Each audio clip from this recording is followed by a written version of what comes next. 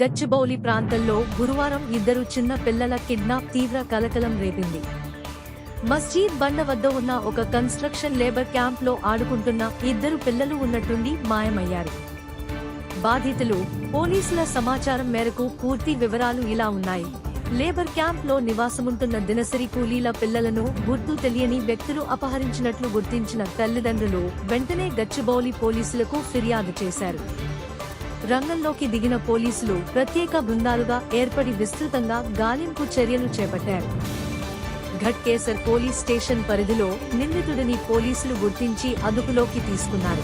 Kidnap కు గురైన ఇద్దరు పిల్లలను క్షేమంగా రక్షించి వారి తల్లిదండ్రుల చెంతకు చేర్చారు. ఆ లేబర్ క్యాంప్ లోనే పనిచేస్తున్న ఒక వ్యక్తి ఈ కిడ్నాప్ కు పాల్పడినట్లు ప్రాథమిక విచారణలో పోలీసులు నిర్ధారించారు. ప్రస్తుతం కేసు నమోదు చేసుకున్న గచ్చిబౌలి పోలీసులు నిందితుడిని విచారిస్తున్నారు.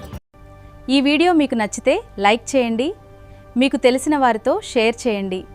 ఇలాంటి వీడియోల కోసం మా ఛానల్ను సబ్స్క్రైబ్ చేయండి.